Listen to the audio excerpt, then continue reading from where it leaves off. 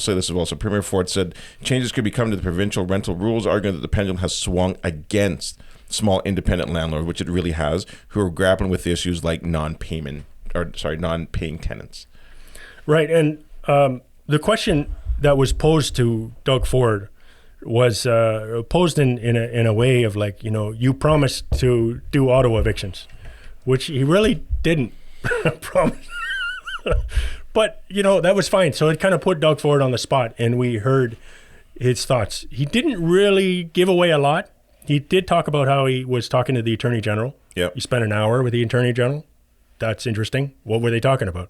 Were they talking about Costco hot dogs, or were they talking about, the LTB?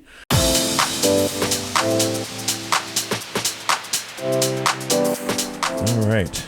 Kevin, how you doing, brother? Doing great, Gary. Yeah? Happy to be here. Good. Yeah. I'm happy to do this with you. Thanks for actually coming out to our last event as well, too. Yeah, that's great. It's great. It was a really great event. Yeah. Really a lot of fun. Yeah, so we are here to talk about solo, and also, too, we'll even get into your story of being a landlord, and thank you very much for this book. This is awesome, From Rent to Ruin. We were talking about this earlier as well, too, is that sometimes people, they get into this or they see things on social media, and it paints a different picture. It paints like an amazing picture of real estate investing, and then you see the mainstream media, and it paints a completely different picture of landlords and how they're slum landlords, or they're incredibly wealthy and they're taking advantage of tenants. And there's usually the truth is somewhere in the middle there, right? Yeah, it often is. The truth is often hard to find, but it's kind of like a situation where there's a lot of noise in the media, and a lot of that noise is that landlords are very wealthy, they're very well off, and also kind of paradoxically, the landlord looks like a slumlord in media sometimes. You know what I mean? And so you have these stories of Brampton landlords packing in people, and you have other stories that are sometimes even fake, but they kind of go viral in the media, and the media just runs with it. Right. But that turns into policy, right? And that's where this stuff is concerning. So one of the things at Solo is to just try to change that media narrative just even a little bit. We worked really hard to talk to the media and try to get that story out, you know? So while we're on Solo, why don't you explain what Solo is and how people can find it, and what's it all about, and why did you, and was it you that started, and how many people are involved in it? Right. So SOLO is an acronym for Small Ownership Landlords of Ontario. And we started about 4 years ago during the pandemic when the moratorium on evictions was happening. I wasn't there at the beginning. I actually came into SOLO about a little over a year ago. Mm-hmm. And we have 7 board members. Buba is our chairman, and Rose is our vice chairman, and they started SOLO from the very beginning. And we really exist to advocate and back up small landlords, because there's a real huge blind spot on so many levels for the smaller landlord in our reality in Ontario. Like the business of housing and being a landlord and literally finding justice, basic, simple justice is being attacked right now in Ontario, and it seems to be under the radar, which is kind of unusual. Right. That this would all go on way under the radar, and almost like it seems like it's not as very well known, but it's actually what we do on a daily basis, just fighting for small landlords, whether it be directly by helping them in all the different ways that we do, and we do that all for free. Okay, which but is incredible to do it all for free. We're all unpaid board members, unpaid volunteers, and we work every day for the small landlords, and at the same time we work to enact some kind of change in policy. So we've been working to talk to the government. We actually got my book into the hands of Doug Ford at a PC conference or meeting that he was. Our chair was there, and he gave him the book. He even promised to read it. So awesome! That's amazing. Who knows? Yeah. Now, when would you say the pendulum swung heavy the other way in favoring, and I think it's a fair assessment to say that, favoring the tenants, because I've been investing in real estate since 2008, and when I take a look at my investing career from that up until even say 2014, 2015, like it wasn't where it is in the state of today. And yes, look, you still had to do your proper analysis of screening your tenants and making sure that you're getting the right families in. But I mean, now it just seems like it's the relationship between landlord and tenant is at all time high. Yes, right. So this is a big conversation, right? It's a big story because we talk about a lot of different things, and you can go all the way up to capitalism as a thing.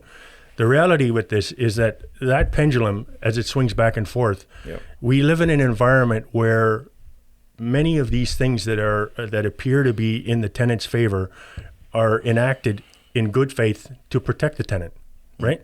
So we have the Residential Tenancies Act. This is generally in good faith to try and protect the tenant. But what has happened with fear and protection is often that literally that pendulum swings so far in the other direction when we have a change in the market, a change in the situation, and change in what happens out there. Like, I think what we're seeing more and more of is the small landlord existing, where in the past, larger landlords, or maybe even what we might consider a slumlord, or in the 90s or the 80s, we would have large landlords, they own the whole block. But now we're seeing a lot more small landlords renting out the basement, renting out a small family house, or renting out one condo, right? We're seeing a proliferation of condos everywhere, and people often will have one condo where they rent out. Or in my case, it was just one house, right? So I think what has happened is that the market is shifted a little bit over the decades. And because of that shift, what we see is very unsophisticated landlords, but a infrastructure and a policy infrastructure that is built to protect tenants at all costs. Right. Like, an eviction at the LTB is a last resort. It's not a first resort. You don't walk in there with a guaranteed eviction to anything. You have to convince the LTB. You have to persuade sometimes. You have to obviously provide evidence, but it's not a slam dunk by any means. Yeah. And you know what? And you touched on some very important points there as well, too, because you're right. When I first got into real estate investing back in 2008, and even up in, I would say, until even 2015, 2016, it was a very relatively small space. You would go to different events and you would see the same people for the most part. And then I would say it switched maybe around 2017 slightly, and then COVID completely just exploded then. And then everybody then thought that real estate investing was easy. This is the way that I'm going to make my fortunes, and I can do it relatively fast and easy and quick, and quit my full-time job. And I think that's what you're talking about, debt, right? Yeah. The interest rates were so low, so Right. a lot of people that may never have done it before got into it. Yeah. All right. And that's a shift in the market that you're talking Right. about, right? Is that, people thought that this was an easy place to put their money, and now they've realized that it's not. And I think we're going to probably go back now to where things used to be, because some of these investors are not going to come back. They've been hurt. They've been damaged by the high interest rates, also by having tenants in there, not knowing how to properly screen tenants. And that's that shift in that marketplace. Yeah. And there is this sort of a prevalent idea that it comes from the tenant advocates, and they often say, well, that's just the cost of doing business. Mm-hmm. And to a certain respect, this is the cost of doing business, but the cost of doing business is not no justice, right? If you run a small convenience store and someone destroys your storefront, you deserve justice just like anyone else would deserve it, right? So I think what has happened over time is that justice has fallen by the wayside as a lot of people that, with respect to protecting tenants, just call it a cost of doing business, mm-hmm. that you should have your life destroyed, that you should have your house burned down, that you should have, what you try to save for and worked hard for, as if it's a bad word to save and invest and earn money. But at the same time to say that, you lost everything because it's a cost of doing business. There are errors, but there is justice, and this is what we fight for at Solo. It's justice, right? Right. So I'm a landlord, and I come across the Solo website. What is it that you guys are there to help me with? Because you've also got membership as well there too, and I believe it's a free membership, correct? That's right, free. Okay. What we're primarily here for, if you're a landlord and you have come to us, before you run into trouble, which is wonderful. You're going to learn a lot. Like we have so many landlords that have gone through so much that we collectively have these spaces that are very high quality. Like our Facebook group has 8,000 members. We have upwards of like 400 people in our WhatsApp group, and we very tightly control who gets in there. So when you ask a question, the question is answered in a reasonable way. It's actively responded to, and it's not a negative response as you might find with some other open spaces, right? So what we do is really a landlord will come to us at solo.ca, which is our website, and then they would get a ton of education, anything from webinars that we do to we have a wiki on our site that helps them understand all the different processes, to just interacting with other landlords and really learning the ropes and understanding what's going on. Right? Okay, so then you will partner with different industries, have them come out, do webinars, lots of web education, and I guess just taking a landlord from beginning to end in whatever type of real estate investing strategy that they want to implement. Absolutely. It could be our next webinar. We just did a webinar for the Chinese community in their language about how to convert single-family homes into multifamily multiplexes or garden suites. So that's a company that handles that, and we're going to do the same webinar in English. I believe it's next week. We have a conference coming up at the end of the month on the 28th, and that conference is going to cover a whole ton of things. We have Open Room as a keynote, as you know, Weeting, right? Yeah. So she'll be keynoting our conference, and we have about 150 to 200 people at our annual conference. This is the second time around for us. And it's in person or virtual? It's all in person, dinner, open bar, and we have a round table set up. We have, I'm going to show off my book. We're going to discuss a whole ton of things, and it's a very educational networking. You're familiar with that with many of your conference, right? Yeah. So we do that. We do. We have a webinar that's coming up probably in 2 weeks that goes over how a landlord managed to get from a really bad tenant to fraud charges. Okay. And holding that tenant accountable for defrauding them. So there is a lot of stuff that we have constantly just trying to educate and help the landlords understand how to number one, how to fight for justice, or if they've come to us and they're not, and they're just a homeowner. And we have some that come to us, they're just homeowners and they're just thinking about renting out. And in a very hostile environment like Ontario, they don't know a lot of what they're in for. So we try to really educate them and help them, guide them. Right? Yeah. And anything from screening to right to the end, working with the sheriff. What do you expect to happen? What's going to happen? How are they going to do this? How are they going to do that? What is your responsibilities? On and on and on. So, yeah. Would you say that Ontario is the most hostile province to landlords? Well, yes, I would. In a way, I've been thrust into all of this over the years, but absolutely, everything I have learned in North America, this is the most hostile place to be a landlord, and it's not just about any landlord you talk to that has done it for a little while will attest to that. Really. Do you see that changing soon, though? Because I do want to get into some articles. I know Doug Ford did talk about something recently, but do you see it changing? Do you see that pendulum swinging back to something more fair? Right. So, this is why we do what we do. So we do have the hope that it's going to change, and we have been fighting every day for so long now. It seems almost like it's a blur, and we do believe it's going to change. I do honestly in my heart believe that things are going to change.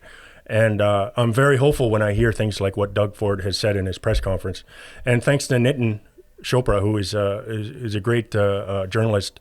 I've been on his podcast, and he asked some good, tough questions. He really put it out there, right? So is it possible that we could get there? We could have, say, an ex parte eviction process for non-payment of rent. I do believe it is possible, and that would be a major swing in the pendulum, as you say. But we don't know. In the past, we've had Doug Ford say hopeful things, and we're still here. Right. Okay. Well, why don't we jump into some articles right now, because I do want to get into that one. But the first one I want to touch on, though, is the rise in own use eviction. What do you think is causing that? Why is that on the rise? Okay, so the first feeling about this is a lot of this is driving policy, and we talk about rent eviction bylaws, and in a lot of ways, these bylaws are overreach in terms of municipal over provincial bylaw or provincial regulations, because the Bill 97 on the provincial side is actually going to increase protection for tenants when it comes to own use evictions or no fault evictions, as we call them. But then you have provincial regulations that overrule those things sometimes, and it becomes really kind of murky and complicated for a landlord, especially a small landlord. Especially a small landlord that is an immigrant small landlord who doesn't speak English as a first language. So we're very troubled by this. But when I come back to this own use evictions, the reality is that more than 60% of own use evictions are enacted by larger corporations. In fact, 20 companies account for 60% of all own use evictions. Really? So it's not a small landlord thing. And that's the thing that troubles me, because we actually had a conference call with the Toronto City Council, okay? Yeah. And the building manager for Toronto, and I asked them about, like, point blank about these statistics, and they don't have any foundation for these statistics. The LTB doesn't release information on N12s or N13s. We don't know. How are they large corporations? Because I thought they had to be individuals that can evict a tenant. I didn't believe a corporation could.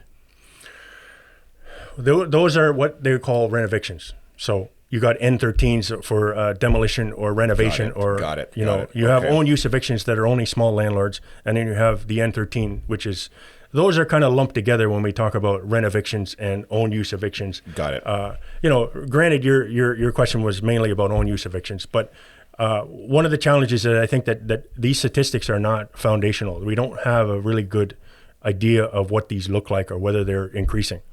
And I would just point out the other side of this is that in this hostile environment, I think that, and I wish we had the statistics from the LTB to prove it, but I think that's what is happening is that exasperated small landlords are resorting to other measures because they cannot evict a tenant. Say you have a tenant that is not paying rent, and they're going to go a whole year without paying rent, and they know they can get away with it. And then you're going to have landlords, a small landlord who is almost nearly at the end of the rope, giving up, thinking the only way I can get through this is to perhaps do an N12 own use eviction, or perhaps do just renovate the whole house and do an N13. And it's going to cost me, but maybe then that will end my tenant problem. So I don't know. We don't really know, and that's a big problem. We don't know the real statistics when it comes to these issues. Mm-hmm. And it's concerning that it's turning into policy. That's the thing. Right. And also too, when you do that as well, that N12 to get them out of your property for personal use, whether it be, and I think that's now for yourself or for a family member, right? They've now got to move in there, because if that tenant that you just evicted based on that circumstance can actually move back in within a year if you don't do that. That's correct, right? Right. They've got to be in there for 12 months. Yeah. And that's challenging for the tenant, because it's kind of now puts the onus on the tenant to be the detective. Mm-hmm. Imagine, what are you going to do? Just ride around the house every day to see if somebody moved in or not, right, or to see if they moved out. I guess you could see online that somebody had listed the house again. Yep. But the idea is that you've got to have that family member in the property for 12 months. Mm-hmm. And then after that, you can carry on. You're right. So, that's obviously, I don't think the average everyday small landlord is going to be trying to game that system, right? Mm-hmm. They're going to do what they have to do. They're going to follow the rules. We constantly preach to every solo member, follow the rules. The only path to succeeding is to following the rules.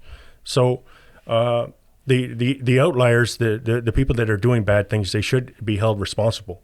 On both sides. On both sides, on every side. 100%, of course. Yeah. Justice, everybody deserves justice, right? Yeah. So I think that what happens when you have this, like we talked about, a pendulum swinging the market in one direction or another, people really lose access to justice. They lose they lose their entire livelihood sometimes. And yes, tenants are losing their homes, right? Tenants are becoming homeless needlessly. So we have to find a balance. We have to strike that balance. And listen, and I also, look, as you know, I am a landlord, but I also do feel for the tenants, some of them, obviously, the ones who are abiding by the rule, for them as well, too. Because imagine being somewhere paying $800 a month or $900 a month, and now all of a sudden now you get evicted for whatever reason, right? If they're selling or, you know, rent eviction or rental eviction, personal use. And then all of a sudden now you got to go and find a place, and everything now is like $1,700, $1,800, $2,000. How can you afford that? Yeah, it's tough. It's tough out there, and there's a lot to that. You know, a part of that is rent control. You know, and we probably won't talk about that too much, but rent control is an interesting challenge on the market itself. But yeah, it's true. You know, you've got to have in challenge. You've got to have people that are reasonable, that are willing to work together, willing to find a way forward, right? And that's what has to happen, really. So then, in your opinion, is rent control a good thing or a bad thing? Rent control doesn't work. We know it doesn't work. There have been countless studies constantly showing that it doesn't work, and it creates this artificial constraint on the market. And you create situations like what you just described. A person is renting for $800 a month, and they've been in there forever, but they cannot touch the market. They've been comfortable living $800 a month. Maybe, you know, they haven't gone with the market. They have been protected from the forces of the market, which most of us are not. Let's face it. We face inflation. We pay the higher price for things we do. We all live our lives in the market. But if we're artificially protected from the realities of the market, when that market comes up and crashes into us, guess what happens? You have a person leaving an $800 a month apartment and going into a $2,000 a month apartment, right? That's just one problem with rent control. And it goes right across the board, from the idea that apartments that are being rented. You have a 3-bedroom apartment being rented for $800 a month, and there's only one person in the apartment. So rent control puts this artificial constraints on the different types of units. So you have really like shoebox condos that aren't being touched, and you have, you know, huge single family houses being rented for almost nothing, and there could be a whole family there. So it causes all these challenges on the rental market, and the reality is that study after study after study has borne this out. You know, anything from Harvard to other studies. There's this think tank out of the UK that has talked about this. Rent controls and even vacancy control or vacancy decontrol, things like that.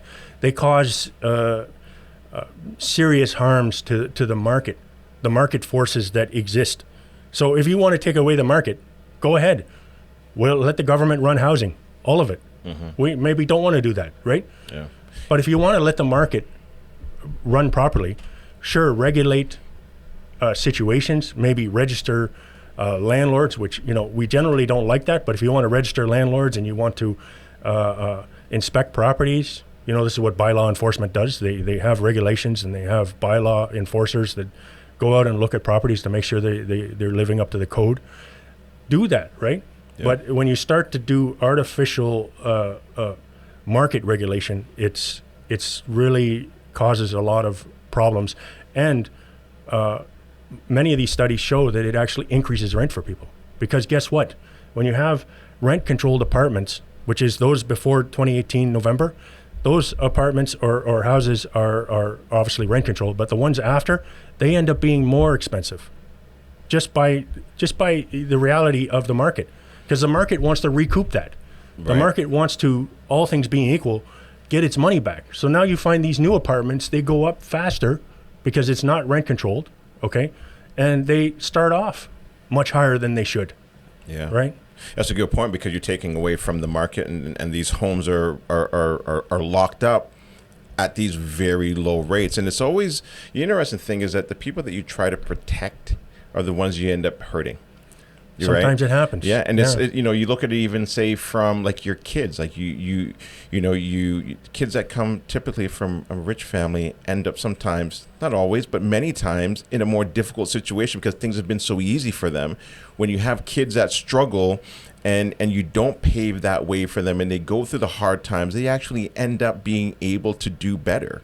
And so I think what you're saying is a good point of the rent control does more damage because then now you're protecting them from inflation and they need to be exposed to it. They maybe need to go and get a better job. They need to maybe get a second, whatever it may be, but it allows them to move forward at the same pace everybody else is. Right. And not to rule out the situation where you have low income scenarios or people with special needs or things like this. Fair. Those folks can be subsidized by the government. Right. They can be subsidized to the tune like Metro Housing completely by the government.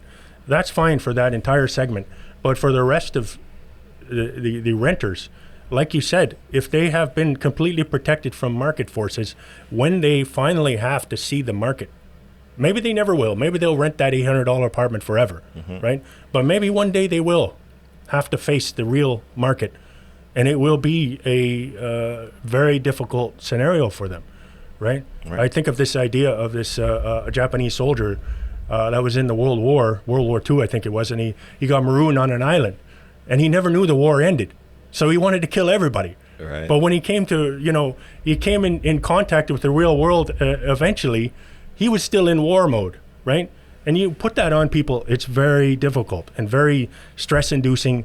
And again, we get back to this idea, driving policy, right? We drive policy in those directions, and it just hurts everybody even more. And here's the other thing as well, too, that I bet most of them can move with the market. But here's what always happens as well, too, is that now that if your rent is a certain amount and it can only go up so much every year, guess what happens? Now you have extra money coming in, and what are you going to do with that? You're going to spend it on, I can go out for dinner more often, or I can get that car that I want to get. So you start spending that money anyways. But if your rent's going up based on what the market can bear, well, then now you're going to restrain from those other things and continue to be moving with the market. So right, and generally, I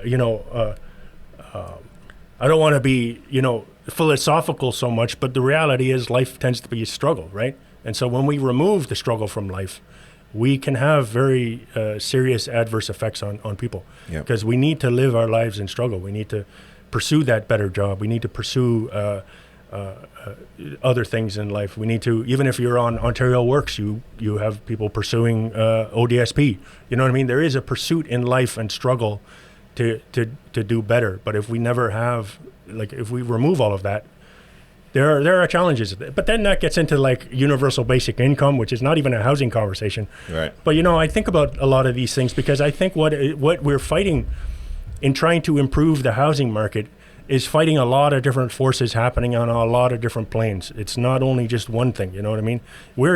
At Solo, we're down in the muck with all of the small landlords that are fighting really bad tenants. But on a larger level, we have some serious problems with how our housing environment is set up and how we can reconcile this idea of people trying to earn any kind of profit on a property, as if that's a bad word, or reconcile this idea of housing as a human right. If it is a pure human right, housing, then we go back to this idea, then the government runs all housing. So they can provide every human with the right to have housing. But how can it be a human right if it's in a commercial context, right? Exactly. So we've got to reconcile these big questions. And we start with justice, of course. That's what we don't have as a small landlord. We don't have justice. But it gets further afield, We get into really bigger ideas. And how can this improve? How can we get better for everyone? Yeah. All right, I want to move into the next article here. And that was a good discussion there. But why Canadian landlord groups say push to void no pet clause is unfair. So last month, Humane Canada started a parliamentary petition asking the House of Commons to include a specific provision for tenants with pets in the proposed Bill of Rights, calling for no pet clauses to be voided so that tenants with pets are no longer excluded from rental housing. What are your thoughts on this? Yeah, the no pet clause, well, as we know in the RTA, it expressly denies the ability to say no pets for landlords. Yep. So it essentially avoids a no pet clause on the lease. And what that talks about is the idea that this renter's bill of rights on the federal level would bring this no pet clause across the country, right? So it would not really affect Ontario because we already have that. But a lot of these discussions we've had, and we've been in the media on this topic a couple times, a lot of these discussions have been around the idea of just taking responsibility, right? So you have a number of situations where people have pets in their property, and the landlord has had to clean up after that. And the landlord does not have a right to charge a damage deposit, does not have a right to, like, they literally have to go to the LTB and wait a year to try to fight for any kind of serious damage. And we know pets can do damage, right? But that's another thing with that sort of pendulum. It's like this sort of thing starts shifting so much that basically the tenants anyone can have a pet, but then a landlord has no access to justice for those that do bad things. So the tenant is not required to take any responsibility for what the pet does, right?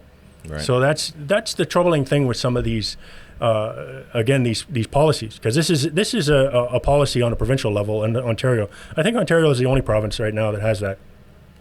But that's a policy that you can't have a no pet clause. That's right. So that's a policy that is in Ontario, but advocate groups are pushing to try to make that a federal policy. Here's a thing that I do.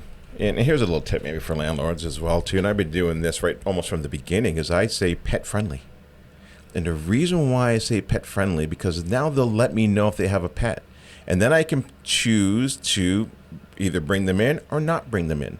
And I've brought in tenants that have had pets before. I just need to know what kind of pet is it? How big is it? Is it okay for the space that I'm renting to you? Right? Right. And many will say that's illegal, right? Many tenants will say that's illegal.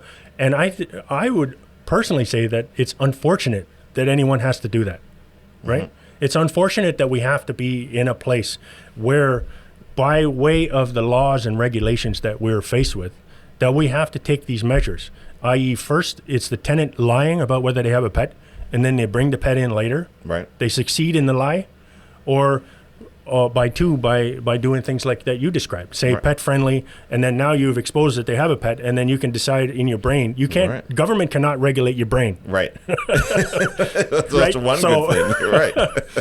So you can decide in your brain, and of course we always the landlord, don't ever tell a tenant why you've denied their application, because you open yourself up for human rights issues.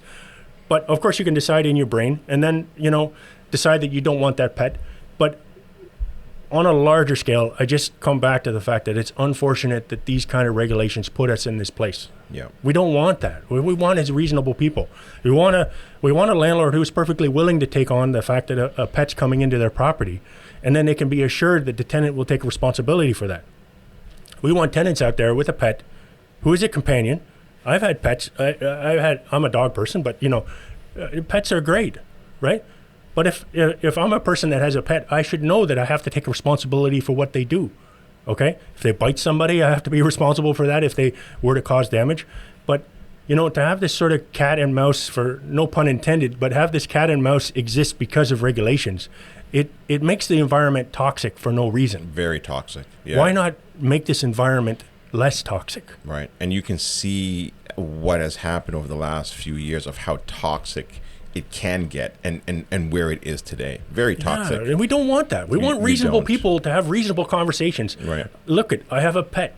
It's a dog. It's a Samoyed. It's not a large dog. He sheds.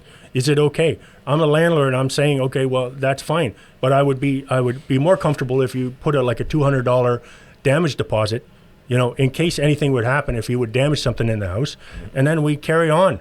And then I have a little bit of assurance that you'll take a responsibility. And of course, I give the $200 back at the end of the term or the end of the lease. And you also, as a tenant, know that you can be in that house and you don't have to lie to get there, right? Reasonable people doing reasonable things. Yeah. Right. And the other thing as well too is, and I've talked about this many times, is that I treat all of my tenants with respect. At the end of the day, these are people, they're families, and I would say a very large percentage of them just want a roof over their head.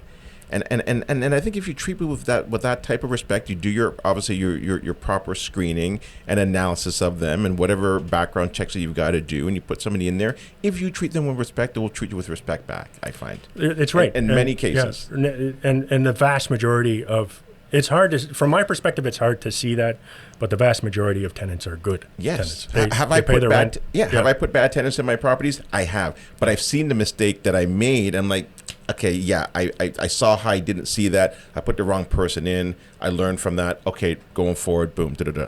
And now all of my tenants are great. Knock on wood. Yes. And it's because I've been doing this for a very long time. I've screened, I would say, over 1,000 tenants, because I used to do that for my investors as well too, where I actually screened them for my investors, right? And I learned a lot from it. And I wrote a little guide on how to screen tenants and how to put the right people in your properties. Indeed, that's why we do it. All right. A lot of people have issue with the idea of calling it a housing provider, but the idea is a rental operator, if you want to say that, is in the business to offer a rental for a price. They want to offer the best rental that they can. Mm-hmm. I wanted to offer the best rental I could, and that's really what we're doing it for. A lot of the Ontario market and the Ontario rental housing market is all about disincentive. But the pure reason why anybody does it is there's some type of incentive. You want to do the best you can at it. They obviously want to have the best property or the best unit or the best house they want to live in. And everybody wants to be reasonable and carry forward, right? Exactly. And they pay the rent for what they get, which is a unit, a property. Yeah.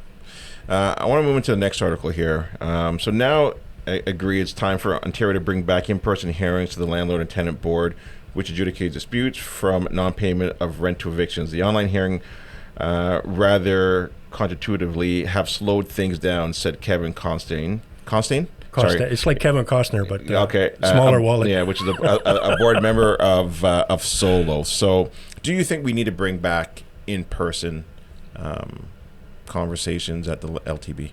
Yes, of course, by my own words, yes. Yeah. Weird to hear myself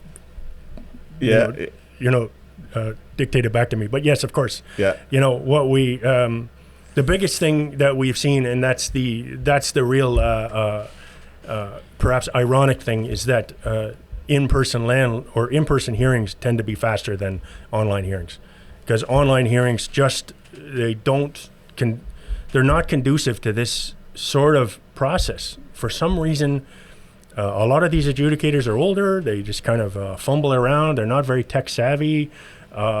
The organization of things don't go kind of as well as they could. You see up to sometimes 45 minutes wasted on roll call. These kind of things don't exist in in-person hearings, because when you're in a courtroom, the judge or the adjudicator is going to say Joe Blow, and then Joe Blow stands up. Right. You didn't take 45 minutes to do that. Right. So you have in-person adjudication time or block time. It generally is used mostly for adjudication of issues. But in online hearings now, what we see is that it's really inefficient. We see that just this block time, which is still 3 hours, because they do their lunch and they do all their whatever, but in person it would have been 3 hours. Online is 3 hours, and that gets whittled away by all these little issues. And if you miss your opportunity to have your case heard, you got to wait. Well, and I've seen that where it's like those are adjournments, but if you miss it, you lose. Yeah, yeah. Right, but you get all these cases where it's like the block time is the whole day, and you could be sitting there from 9 a.m. waiting until 4:30 in the afternoon, and they didn't have enough time for you, and so they adjourn it. Right. And then you come back again and wait another 8 hours. Right. Right. But that's not the craziest part of it all. Okay. The craziest part of all of this is what we see. People tend to be somewhat more audacious when they're online or when they're not visible or when they're not in person. We have certain visual cues we deal with when we're in person. But online, it just gets weird. And so we have one case of a tenant, and I think the order is public, so maybe I shouldn't say her name, but one tenant who really audacious, and she used up 22 hours of hearing block time for an eviction. 22 hours. Really? Yes. Day after day after day. Calling the adjudicator racist. Calling the landlord racist. Any level of harassment, anything she could grasp onto. 22 hours. Wow. Okay? This is what we see online. It's just this Twilight Zone. Do you think they'll bring it back? This could be Doug Ford's big announcement. Okay. This could be. It could, Right.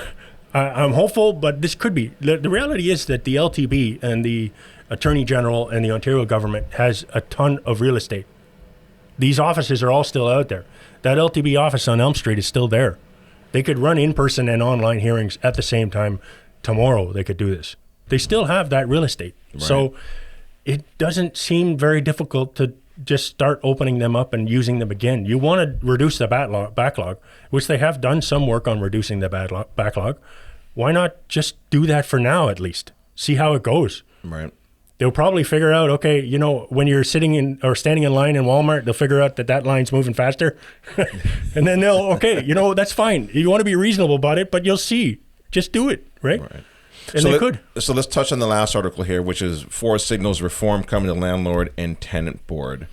So Ford on Wednesday said he'll be discussing with Attorney General Doug Downey possible reforms to the landlord and tenant board, a board that regulates rental disputes to address these concerns. So it looks like something is coming down the pipeline. So it sounds like there's one that you just said. Hopefully that could be the announcement. Any others that you're thinking that he could announce in it? And right. What site is that on? I'm curious. This one the here. QP briefing? Well, I got this from your solo.ca one. Oh, yeah, okay. Yeah.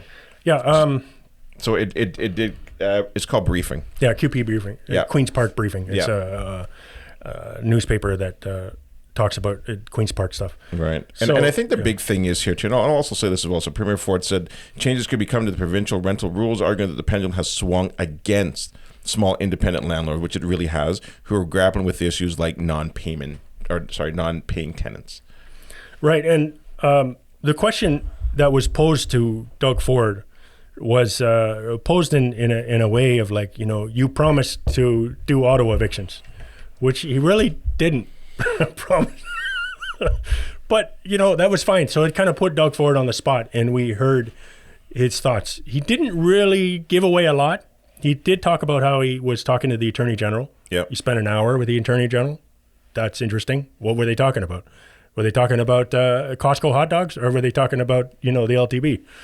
So I don't know what he's going to do. We do have a meeting with the Attorney General's office, solo, later this month. Mm-hmm. Could that be about some kind of reform that they're going to enact? All signs are saying that when the legislature returns, that something is going to happen, right? But we don't know. We really don't know what it is. Could it be auto evictions?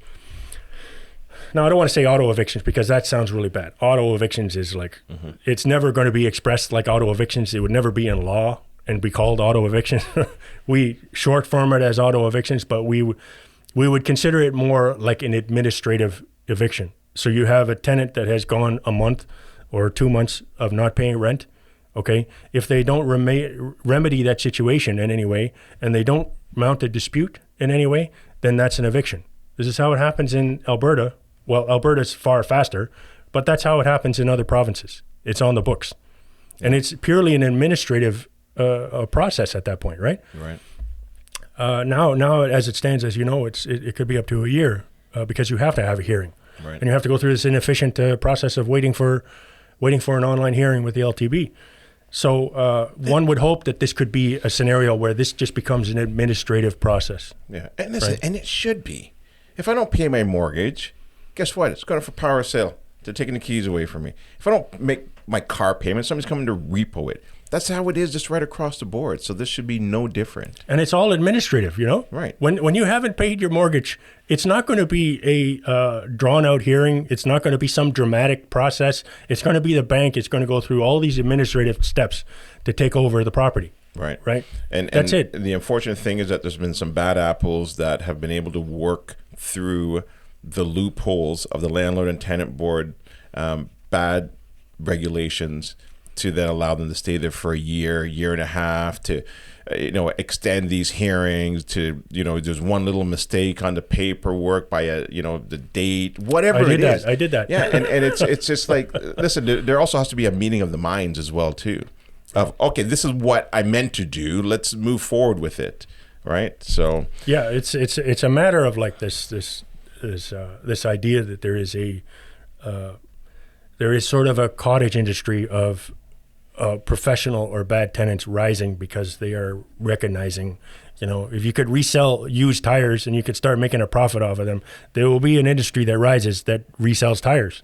Well, what we're seeing now is a rising industry of these sorts of professional tenants. They will fraudulently get access to a property, pay first and last, and then never pay again. Mm-hmm. And then, like you said, you get upwards of a year free until you're kicked out, and then you just recycle that process all over again. Right, yeah, they get a year free, or they might even finally, after that year, and the landlord is just so fed up that they'll do the cash for keys and then get like another 20, 30, 40,000. Of course. Right? Yeah. And this, you even see this in big ticket places. Yeah. Like we have one case where there's a tenant who is running all of these sort of MLMs, that he recreates an MLM every other 6 or 8 months. He's recreating a new MLM, but he's renting this apartment for $10,000 a month, and he's not paying rent to the tune of almost $100,000, and he runs it all out of his nice fancy apartment, right?